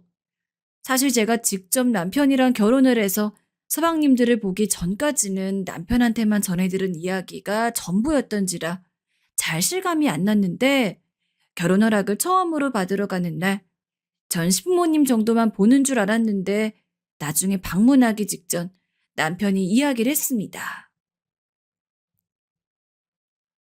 내 동생들이 당신 궁금하다고 해서 오늘 집에 같이 있는데 괜찮지?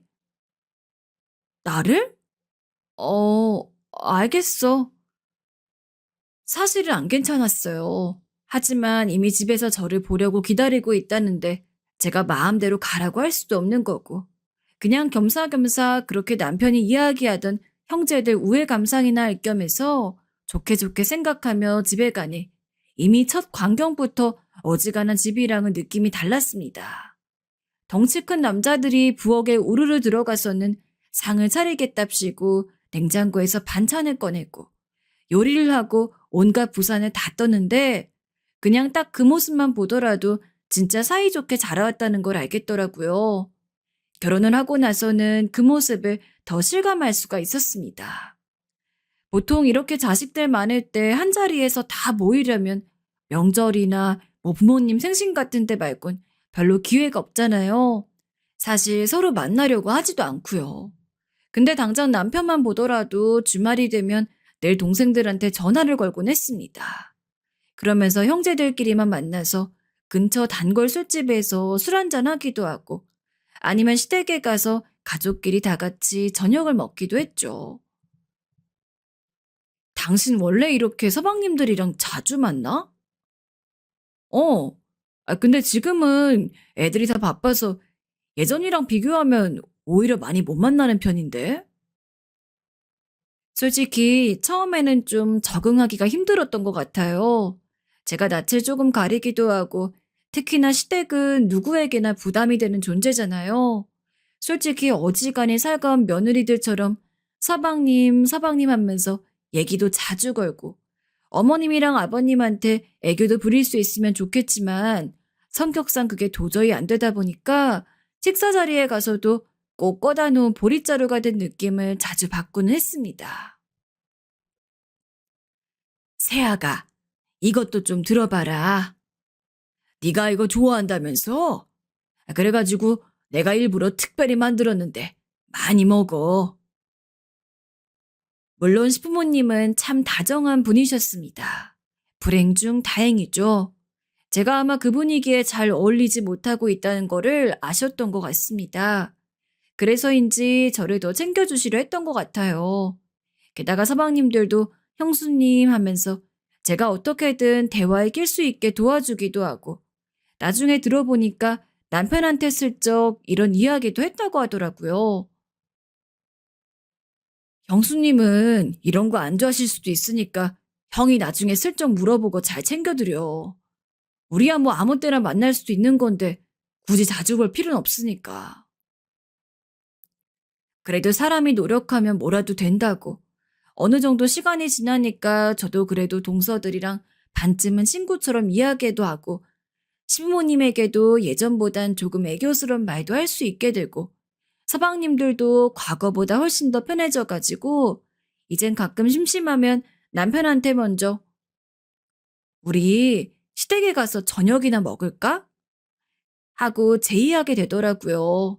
평생 북적북적함과 거리가 먼 인생을 살아와서 그런지 이렇게 화목하고 분위기 좋은 가정 환경에 함께 어울릴 수 있다는 게 좋았던 부분도 있는 것 같아요. 하지만 문제 아닌 문제가 있었습니다.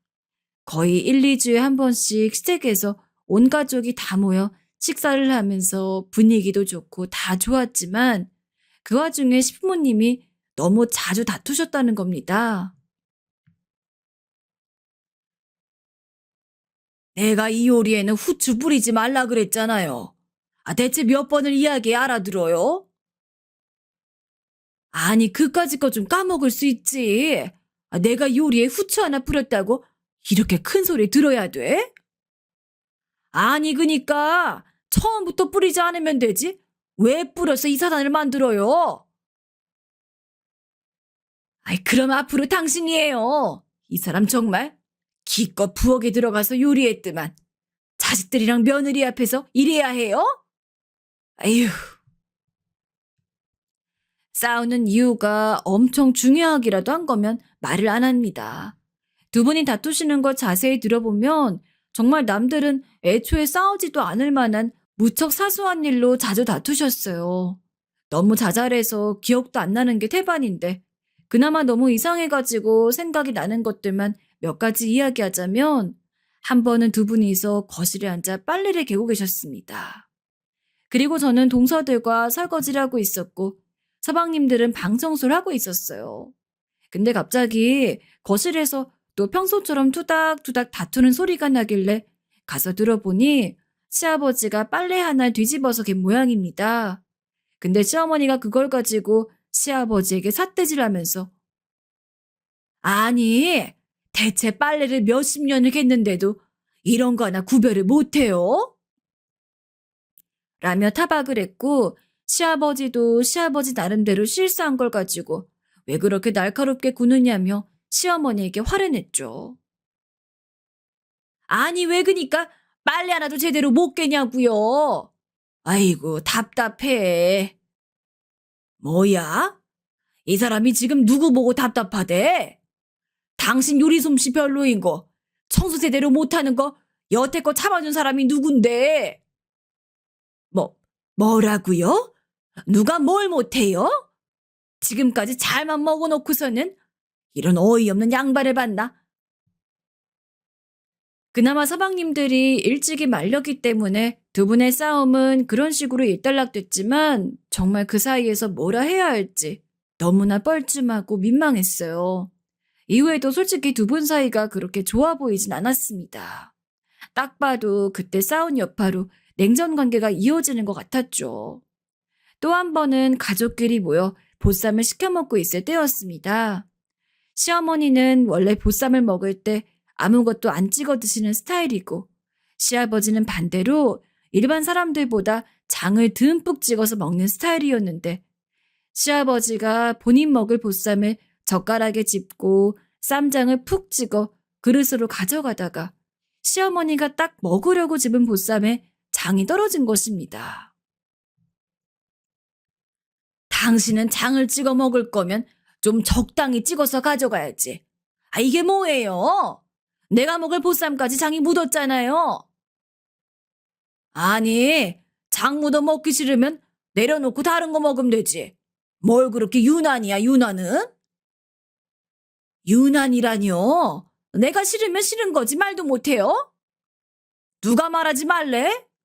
그렇게 신경질 내면서 말하니까 짜증난다는 거지.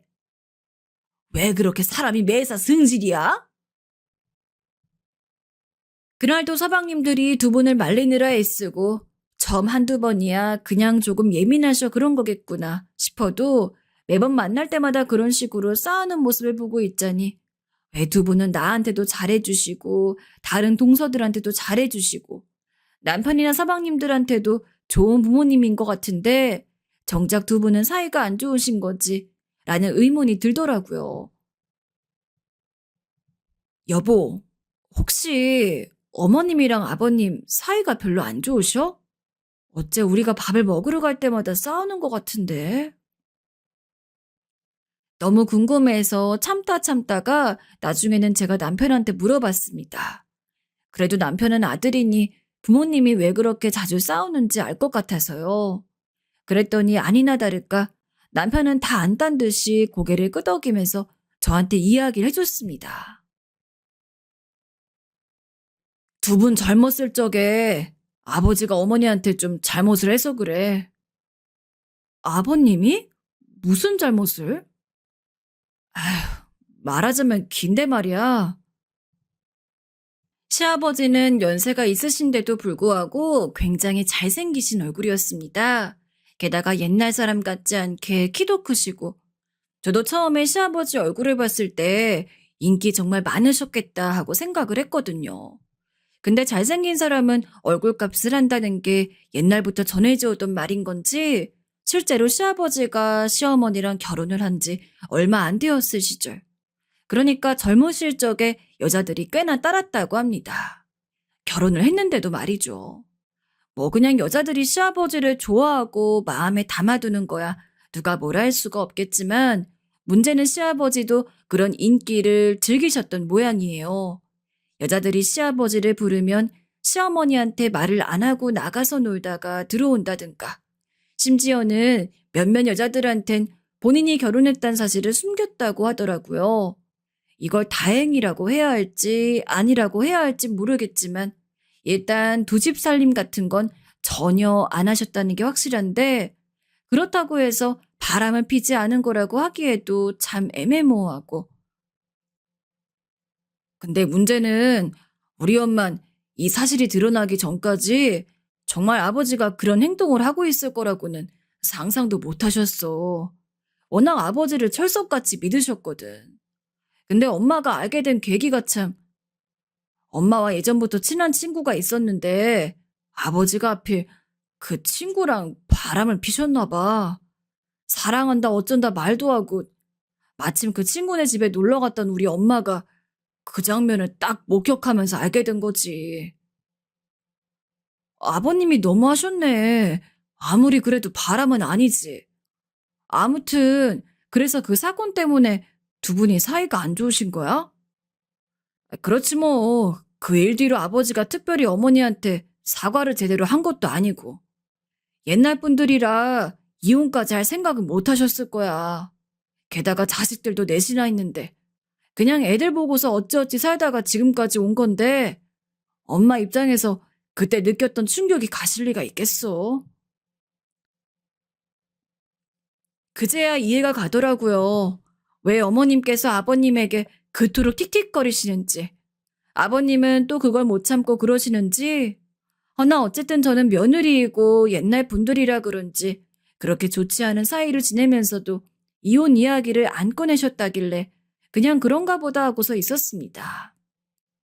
많이 늦긴 했지만 내심 지금이라도 두 분의 사이가 잘 풀리기를 바라면서요. 그 뒤로 별일이 없었다면 전 분명 그 이야기를 언젠간 잊었을 겁니다. 하지만 일이 터졌죠. 어쩐 일인지 딱 남편과 그 이야기를 나누고 하루가 지나서 시어머니가 온 가족들을 소집했습니다. 보통 서방님들이나 저희 남편이 먼저 시댁에 가자고 이야기를 꺼내 다 같이 모였지. 한 번도 시어머니가 먼저 저희를 부른 일은 없었기에 저나 남편이나 무슨 일인가 싶었죠. 그리고 저희는 주말에 시댁을 가자마자 거실에 둘러앉아 시어머니에게 충격적인 이야기를 듣게 되었어요. 우리 이제 각자 갈 길 가기로 했다. 네? 어머니, 그게 무슨 말이에요? 갑자기 이혼이라도 하시겠다는 거예요? 엄마, 아버지랑 또 싸우셨어요? 아무리 그래도 그렇지 이혼이라뇨. 그런 말씀 함부로 하시는 거 아니에요. 함부로 하는 거 아니다. 나 정말 결심했어. 네 아버지랑 이렇게는 못 살아. 저도 그렇고 남편도 그렇고 모두가 벙이 쪄버렸습니다. 생각지도 못한 황혼 이혼 선언이었죠. 아니 불과 얼마 전에 남편과 이야기해서 옛날 분들이라 이혼까진 생각 안 하시는 것 같다느니 어쩐다느니 이런 이야기를 나눴는데 갑자기 이혼이라니 욕심이라면 욕심일 수 있겠지만 전 두 분이 이혼하는 게 너무 싫었습니다. 시아버지도 시어머니도 각자 저랑 동서들한테 참 잘해주시는 좋은 분들이었고 지금 이렇게 온 가족이 모이는 게 행복하고 즐거운 이유도 시어머니든 시아버지든 한 분도 빠짐없이 다 같이 있기 때문인데 만약에 두 분이 이혼을 해서 따로 살게 되면 아무리 모인다고 하더라도 이전만큼 웃으면서 즐길 수도 없을 것 같고 하지만 시어머니의 입장은 굉장히 단호했어요. 남은 재산은 니네한테 미리 증여해 줄 거고 몇 달 안에 너희 아버지가 여기서 나가기로 했으니 그런 줄 알아라. 아버지, 정말 결정하신 거예요? 아니 말씀을 해보세요. 그래, 그러기로 했다. 니들한텐 미안하다. 근데 다들 결혼했고 잘 살고 있으니 우리가 따로 산다 해서 니들한테 뭐 피해가는 거 없으니 홀가분한 마음으로 하련다. 아버지, 아니 무슨 일이 있으셨던 건지 말씀이라도 해주세요. 저야 며느리니까 직접적인 가족이 아니지만 그런데도 불구하고 너무나 충격적이었는데 남편이나 서방님들 얼굴을 슬쩍 보니 진짜 뒤통수 맞았다는 느낌이 역력하더라고요. 그 누구도 두 분이 이혼할 거라고는 예상치도 못한 느낌이었습니다. 그런데 어머님께서 그때 아버님을 보시더니 버럭 화를 내시며 이런 말씀을 하시더군요. 나 그간 정말 참고 살았다. 나 알아서 지금까지 이렇게 참고 살 수 있었던 거야. 근데 이 양반은 그런 거 고마운 거 하나도 모른다. 그거에 아주 질려버렸어 내가. 어머니 말씀에 저희는 또 한 번 폭탄이 터질 것 같아 숨을 죽였습니다. 아니나 다를까 아버님이 바톤을 이어가셨죠. 나도 마찬가지야. 질리긴 누가 질려? 나도 당신 참아주느라 머리가 다 빠졌어. 새야지 머리 안 보여? 이거 다 누구 때문인데? 그건 생각 못하고 맨날 옆편애가 돼서 남편한테 이래라 저래라. 당신이 나 남편 취급은 해준 줄 알아? 결국 또다시 싸움이 일어날까 저희가 겨우 말렸어요. 그날 그런 폭탄 발언을 듣고 애매하게 자리가 파해서 집에 가는데 운전을 하는 내내 남편도 영 심란한 얼굴로 한숨만 쉬고 집에 도착해서도 계속 시어머니랑 시아버지가 신경이 쓰이나 보더라고요. 어머니가 이제 참다가 터지셨나 보네. 마지막으로 나까지 결혼했으니까 헤어져도 될 것 같다고 생각하셨나 보다. 그러고는 애써 웃는 얼굴로 그렇게 이야기를 하는데 남편이 안쓰러운 것도 안쓰러운 거지만 저도 신부님이 다시 예전처럼 사이가 좋아지길 바랬기 때문에 혼자서 이 사태를 어떻게 해결해야 될지 많은 고민을 했던 것 같아요. 물론 두 분 젊었을 적의 문제에 대해서는 시아버지가 100번 잘못했다고 생각합니다. 그래도 제가 보기에는 시어머니도 시아버지가 바람을 핀 것 자체가 속상하고 서러웠을 수도 있겠지만 그것보다도 시아버지가 제대로 된 사과조차 안 했다는 게 더욱더 마음의 응어리로 남았다고 생각하거든요. 시간이 많이 지나긴 했어도 지금이나마 시아버지가 정말로 진심 어린 사과를 시어머니에게 한다면 잘 풀릴 수 있을 것 같은데. 그러다가 문득 동서될 생각은 어떨까 싶어서 평소 유독 친하게 지냈던 셋째 동서에게 전화를 걸었죠. 이번에 어머님이랑 아버님 이혼하신다는 거 동서는 어떻게 생각해? 난 솔직한 심정으로 두 분이 이혼 안 하셨으면 좋겠거든. 저도 그래요, 형님. 혹시 무슨 좋은 방법이라도 없을까요? 어머님이 아버님한테 쌓이신 지난 일만 어떻게 잘 풀리면 두 분이 화해할 수 있을 것 같은데. 당장 얼마 뒤면 두 분의 이혼이 진짜로 이뤄지는 거였기 때문에 저희는 최대한 빠르게 아이디어를 내야 했습니다. 그러면서 서로 이야기를 나누다 보니 역시나 시아버지가 과거에 시어머니에게 잘못한 사실이 나오더라고요. 저나 동서나 같은 생각이었습니다. 일단 그 사건에 대해서 시어머니가 가지고 있는 앙금이 풀려야 이혼도 없던 일이 될 거라는 것을요. 그러면 결국 시아버지가 본인 잘못에 대해 제대로 시어머니에게 사과하는 수밖에 없었죠. 이거는 제가 또 한 번 생각을 해본 건데 일단 아버님이 어머님한테 사과를 하는 것도 좋지만 그것 말고도 뭐랄까? 부모로서 감성을 자극할 만한 이벤트가 있으면 좋을 것 같아요. 어머님은 아버님이 아내이시긴 하지만 동시에 내 자식들의 어머니이기도 하시니까 자식들이 쓴 편지를 받는다면 그것 때문에라도 조금 마음이 흔들리지 않을까요? 확실히 동서가 어려서 생각이 자유롭기도 하고 아이디어가 좋아서 그런지 동서 이야기를 듣자마자 딱 그거다란 느낌이 들었습니다. 동서, 좋은 아이디어인데? 그럼 동서는 이벤트를 준비하고 시아버지 설득하는 일은 내가 할게. 괜찮으시겠어요, 형님? 사실 지금껏 결혼하고 나서 시아버지와 단둘이 밖에 나갔던 적은 한 번도 없었습니다. 너무 어색하고 손발이 오글거렸지만 그래도 목표로 하는 것이 있었기에 최대한 어색하지 않은 척 준비를 끝마치고 시아버지에게 연락을 드렸어요. 아버님, 저랑 오붓하게 데이트나 할까요? 데이트? 우리 둘이서 말이냐? 시아버지도 제가 이런 요구를 할 성격이 아니라는 걸 아는지 나와 계시면서도 얼떨떨한 표정이시더라고요. 일부러 모르는 척 시아버지 팔에 팔짱을 끼고 거리를 조금 걷다 다리가 아프단 핑계를 대며 카페에 들어갔습니다. 아버님, 홍차 좋아하시죠? 여기 마침 홍차가 엄청 맛있는 곳이라서요. 홍차로 시킬게요. 그래, 고맙구나. 그렇게 시아버지와 마주보고 앉아 조용히 차를 마시다 시아버지도 좀 긴장이 풀어진 것 같은 분위기길래 그때 제가 슬쩍 이야기를 꺼냈습니다. 아버님, 저 실은 남편한테 들어서 예전에 두 분 젊었을 적에 두 분 사이에 무슨 일이 있는지 알고 있어요. 설마 제가 그 와중에 그런 이야기를 꺼낼 거라곤 생각도 못 하셨는지 시아버지는 조금 놀란 표정을 하셨죠. 금방 멋쩍게 변했지만요. 그 모습을 보니 시아버지도 본인이 한 일에 대해서 잘못을 모르고 있는 건 아닌 것 같았습니다. 그래, 너도 알고 있었니? 네, 아버님. 근데 이건 제가 어머님이랑 같은 여자이기에 더 잘 아는 걸 수도 있는데 저로서는 아버님이 그때 어떤 생각을 가지고 그렇게 행동을 하셨는지를 알 수가 없어요.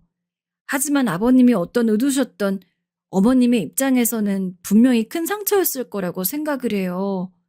만약에 지금 제 남편이 아버님이랑 똑같은 행동을 했다면 정말 솔직한 심정으로 전 이혼까지도 고려할 수 있을 것 같아요. 제가 그만큼 남편을 사랑하기 때문에요. 사랑하지도 않는 사람이 바람을 피워봤자 무슨 신경이 쓰이겠어요. 하지만 너무 사랑하니까 그 사람이 내가 아닌 다른 사람을 봤다는 것이 화가 나고 슬프고 속상할 것 같아요. 그러냐? 어머님도 그러지 않았을까요? 아버님이 과거 행동에 대해서 조금이라도 어머님한테 미안한 마음이 있다면 저는 꼭 아버님이 어머님께 진심으로 사과를 했으면 좋겠어요. 며느리로서 이 집에 들어왔지만 저한텐 어머님도 아버님도 무척이나 소중하거든요. 그래서 두 분이 헤어지는 걸 보고 싶지가 않아요. 이렇게 아버님 불러서 말씀드리는 게 예의 없어 보일 수도 있겠지만 그냥 지금처럼 저는 동서들이랑 서방님들이랑 어머님, 아버님 이렇게 모두 모여서 밥 먹고 웃고 떠드는 시간이 너무 좋아요. 아버님도 어머님이랑 헤어지고 싶은 게 아니라면 사과하는 거에 대해서 한번 생각해 보실 수 없을까요? 최대한 진심을 다해 제 마음을 시아버지에게 전했습니다. 그랬더니 시아버지도 느끼는 바가 있는지 고개를 푹 숙이시더라고요. 그리고 한참을 생각하시더니 제게 물으셨죠. 그래, 네 말이 맞다, 아가야. 그럼 어떻게 사과를 하면 좋을 것 같으냐? 그제야 전 신이 나서 시아버지에게 조곤조곤 이야기를 드렸습니다. 당장 말로 하는 거는 아버님도 여러모로 정리가 안 될 수 있으니 편지를 써서 마음을 전하자고. 이제 곧 어버이날이니까 그때 마침 서방님들도 편지를 써가지고 어머님에게 드리기로 했고 그때 아버님도 깜짝 이벤트로 직접 쓴 편지를 낭독하면서 어머님에게 사과를 하면 좋을 것 같다고요. 좋은 계획 같구나. 알겠다. 나도 그럼 그리 할게. 결국 시아버지의 동의를 얻고 저희 가족은 어버이날에 맞춰서 오로지 어머님만을 위한 깜짝 이벤트를 준비했어요. 시어머니 몰래 다른 가족들끼리 모여 편지를 확인하고 남편이랑 서방님들 어렸을 때 사진 같은 걸 모아 영상 만드는 쪽 일을 하는 동서의 도움받아서 엄청 부드러운 배경음악도 깔아 감동적인 동영상까지 만들었죠. 그리고 마지막에는 시부모님의 결혼 사진까지 클라이막스로 넣어두었습니다. 그런데 왜 일이 되려고 하면 안 되는 걸까요? 시련과 고난은 왜 항상 성공 직전에 등장하는 걸까요? 저희의 계획을 실행하기도 전 일이 터진 겁니다. 갑자기 시아버지께서 연락이 오셔선 아가야, 미안하지만 난 못하겠다. 라고 말씀하신 거예요. 아버님, 무슨 일이세요? 갑자기요? 내가 사과한다 해도 이 사람이 바뀔 것 같지 않고 우리 사이가 달라질 것 같지도 않어. 그냥 원래 각자 가려던 길 가는 게 맞는 것 같다. 아버님, 아버님 잠시만요. 안 돼요. 하지만 제가 안 된다 해봤자 전화기는 이미 끊어진 후였죠. 아니 이럴 수가. 아버님이 이렇게 나오시면 애써 준비한 것들은 다 뭐가 되나요? 남편과 저는 물론이고 준비하던 사람들 모두 불이 확 죽어버렸습니다. 아휴, 아니 아버님께서 갑자기 왜 그러시는 거래? 또 싸움이라도 벌이신 건가? 아니 이대로만 하면 어머님 마음 그래도 풀릴 수 있었는데 이제 어떻게 해? 다들 대책회의 겸 저희 집에 모여 있었는데 초상집 분위기였어요. 저녁을 먹겠다고 시키긴 했는데 먹는 둥 마는 둥 입에 뭐가 들어가는지도 몰랐죠. 그런데 그때 서방님이 자기가 한번 알아보고 오겠다고 하더니 잠시 밖으로 나가더라고요. 그리고 얼마 뒤 서방님이 돌아오시기만을 기다리며 있었는데 초인종 소리가 들렸습니다. 밖으로 나가보니 아버님이 서방님과 함께 멋쩍은 얼굴로 서 계시더라고요. 아버님? 그래, 어떻게 된 거냐면 말이다. 아버님은 그렇게 저희를 모아놓고선 이야기를 들려주셨습니다. 아니 내가 말이야, 이 여편 내가 오늘 밥을 안 차려놨길래 대신 부엌에 들어갔다. 솔직히 같이 살게 될 날도 얼마 안 남았는데 밥까지 안 차려놨으니 화가 났지. 그래도 내가 잘못한 게 더 크니 나라도 밥을 차려주려고 들어갔어. 근데 정성껏 다 차려놓았더니만 밥은 안 먹고 갑자기 어딜 간다는 거야. 근데 차림이 이상했어. 평소 안 하던 화장을 하고 옷차림도 너무 화려하고. 그래서 몰래 뒤를 따라가 봤는데 아휴, 니들한테 이걸 어찌 말해야 할지. 그 후 아버님의 이야기는 믿을 수 없었습니다. 네 어머니가 다른 남자를 만나고 있더라. 네? 너무 놀라서 전 그만 놀라다 살해에 걸렸고 남편도 서방님들도 믿을 수 없다는 듯 아버님을 쳐다보았습니다. 아버님은 한숨만 푹 쉬셨고 참담한 얼굴로 중얼거리셨어요. 자기도 믿기지 않는다고요. 아, 아버지, 그게 진짜예요? 우리 엄마가 다른 남자를 만난다고요? 그래, 그것도 누구랑 만나는 줄 아냐? 내 친구랑 만난다. 아버님의 대답에 전 모두 숨이 턱 막히는 느낌을 받았습니다. 마치 예전에 아버님이 바람 피셨을 때와 같은 상황이 생기다니 이걸 어찌 받아들여야 할지, 어머님께서 뒤늦은 복수라도 하시는 건지, 아니면 정말로 아버님 친구분을 좋아하시게 된 건지. 아버님은 심지어 그 친구가 자신의 중마고우라고 말하며 오랫동안 연을 이어온 친구라 말하셨습니다. 이름을 말하자 남편도 그분이 누군진 알더라고요. 아니, 그 아저씨가 엄마랑 그랬다고요? 아, 말도 안 돼요. 내 두 눈으로 봤다. 둘이서 호텔로 들어가는 걸. 아무튼 얘들아, 난 더 할 말 없다. 이 계획은 없던 거로 하자. 아버님은 그렇게 말하시곤 힘겹게 일어서시더니 나갈 준비를 하셨어요. 저희가 아버님을 붙잡고 좀 얘기를 더 들어보려 해도 아버님께선 더 할 말 없다는 듯 손살에 치시곤 밖으로 나가셨어요.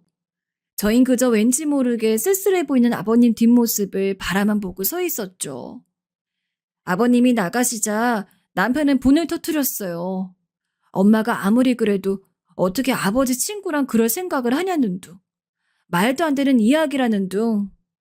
남편의 말에 분위기는 더 차갑게 가라앉았고 그렇게 저희는 암묵적으로 두 분이 정말 황혼의 이혼길로 들어섰다는 것을 확인했습니다.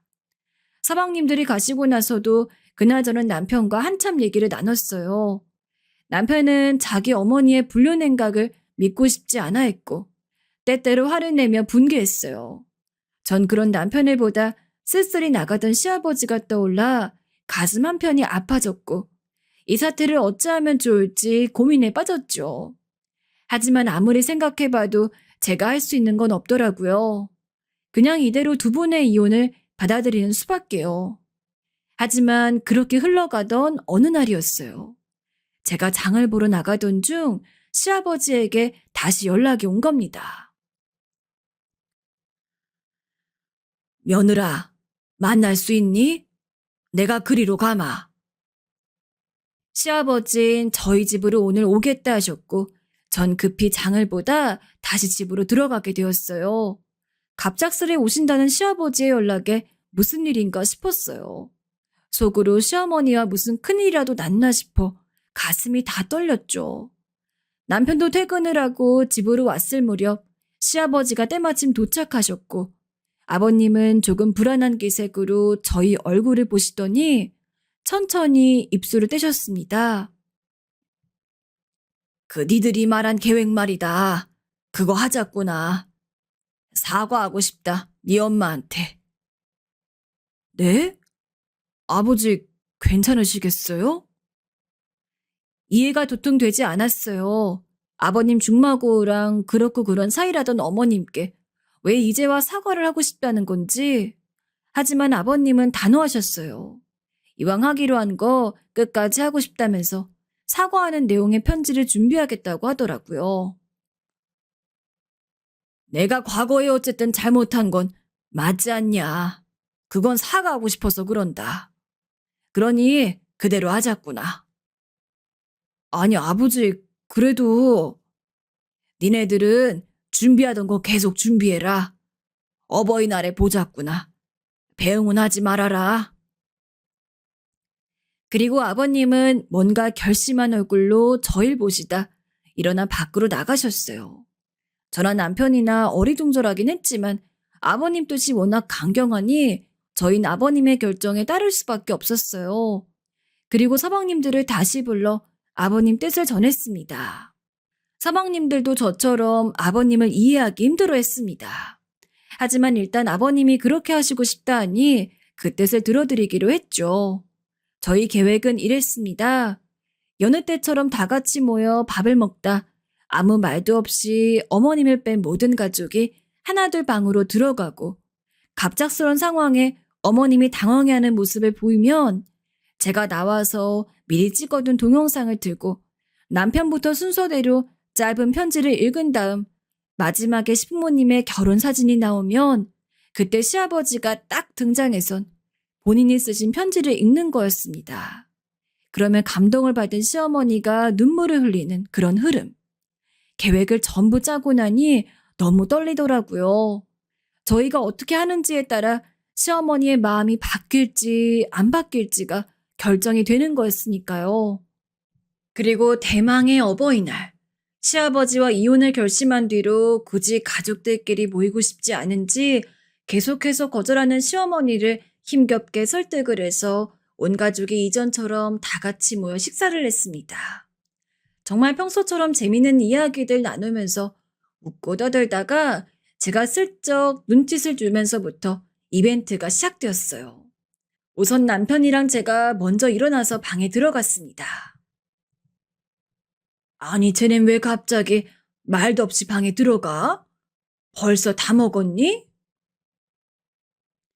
어리둥절한 시어머니의 목소리가 저희가 있는 방까지 들렸습니다. 하지만 그 말에 아무런 답변도 하지 않은 채 나머지 서방님들이 먼저 일어나서 우르르 다른 방으로 들어가고 그 이후는 동서들, 마지막은 시아버지였습니다. 이게 뭐 하는 거야? 모두가 들어간 뒤 자리에서 일어날 생각도 못한 채 얼떨떨한 어투로 말하는 시어머니 목소리가 들리자 전 밖으로 나가서는 핸드폰과 거실 TV 화면을 연결해서 미리 찍어둔 동영상을 틀었습니다. 여전히 상황 파악이 안 되는 시어머니는 TV 화면만을 뚫어지게 보다 제 남편이 먼저 나와서는 편지를 읽자 무언가 자신을 위한 이벤트인 걸 눈치챈 모양이었어요. 시어머니는 처음에는 멀뚱히 화면을 보시다가 조금씩 눈물을 글썽이셨죠. 엄마, 저 엄마 아들 승환이에요. 엄마 지금까지 저희 키워주시고 고생해주셔서 감사합니다. 항상 감사드리다고 말하고 싶었는데 그간 제대로 말 못했던 것 같아요. 감사합니다. 그리고 사랑합니다, 어머니. 어머님, 저 미연이에요. 어머님 저 처음 이 집에 들어왔을 때 말도 잘 못하고 제가 성격도 무뚝뚝해서 많이 답답하셨을 텐데 어머님이 저 찐탈처럼 아껴주시고 챙겨주셔서 너무 감사했어요. 덕분에 잘 적응한 것 같아요. 앞으로 어머님 잘 모시는 며느리가 될게요. 항상 건강하게 오래오래 제 옆에 있어주세요, 어머님. 얘네는 무슨 이런 걸 준비해? 남편과 제가 쓴 편지까지 전부 가벼운 낭독이 끝났을 무렵 드디어 동영상에는 시부모님의 결혼 사진이 올라왔습니다. 시아버지가 들어가 있는 방 근처에 서 있던 셋째 서방님이 이제 나와야 된다는 신호로 방문을 똑똑 두들기자 시아버지가 엄청 긴장한 기색으로 편지를 손에 쥔 채 거실로 나왔어요. 시아버지는 눈도 마주치지 못하고 떠듬떠듬 편지를 읽어나가셨습니다. 사랑하는 여보, 과거 내 잘못에 대해 한 번도 당신에게 용서를 빌지 않았던 것이 너무도 미안하오. 잘한 거 하나 없는 내가 뭐 그리 잘났다고 그렇게 뻣뻣하게 굴었는지. 당신이 이렇게 나랑 헤어지겠다고 하고 나서야 당신이 얼마나 많은 상처를 받았는지, 내가 얼마나 많이 잘못했는지 깨달을 수가 있었다오.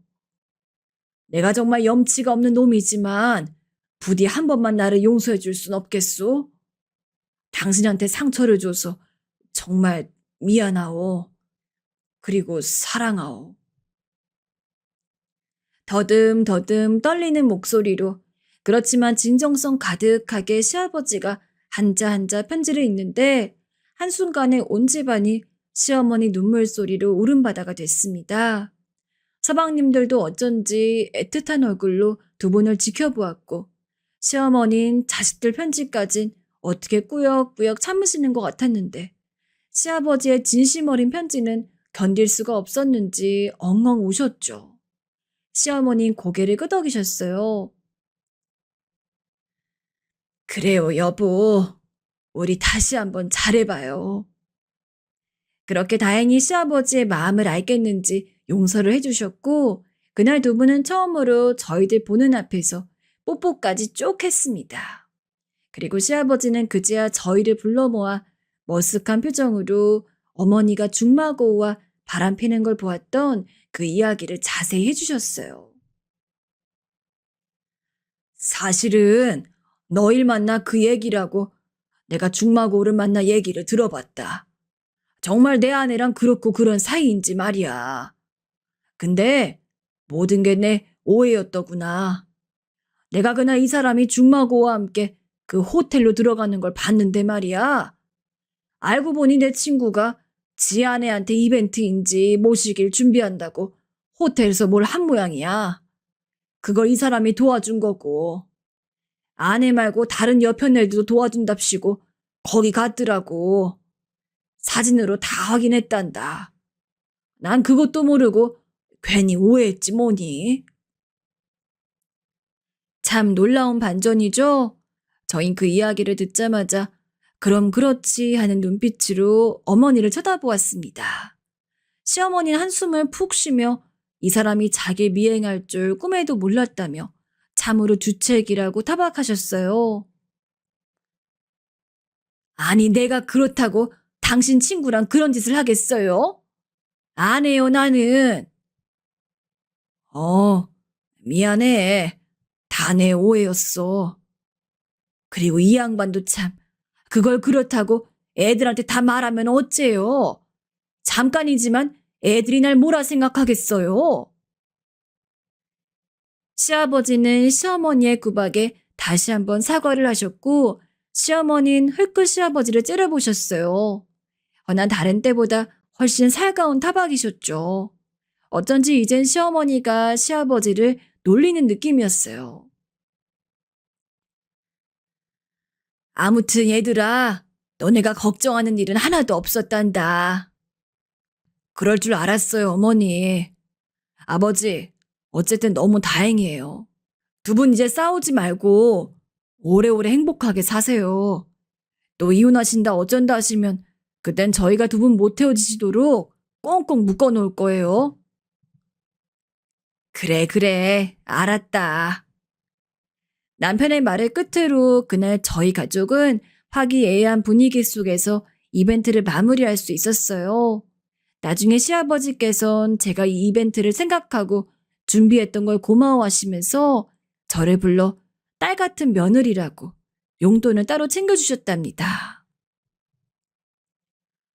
우리 며느리 이쁘기도 하지. 고맙구나. 고마워. 아니에요, 아버님. 요즘 별일 없으시죠? 그럼 어제 네 시어머니가 나 좋아하는 순두부찌개를 한가득 해주었단다. 백화점 데려가서 옷도 한 벌 해주고 얼마나 좋은지 몰라. 아, 정말요? 어머님 짱이신데요? 다음에 저랑도 같이 한번 가요, 아버님. 그래, 그러자꾸나. 아버님 얼굴도 어머님 얼굴도 그야말로 활짝 피셨습니다. 그 이후로 많은 시간이 지나진 않았지만 지금 두 분은 제가 그동안 봤던 그 어느 때보다도 정말 사이가 좋아 보이세요. 동네에서 자칭타칭 금술 좋은 부부가 되셨어요. 어딜 가든 두 분이 손을 꼭 잡고 다니시고 아버님이 다른 남자 보지 말라고 질투도 하시고 어머님은 팔불출이라 그러지 말라 하시고 얼마나 보기 좋은지 몰라요. 이벤트를 하기 전까지는 이게 성공할 수 있을지 걱정이 많았는데 잘 통해서 너무 다행인 것 같습니다.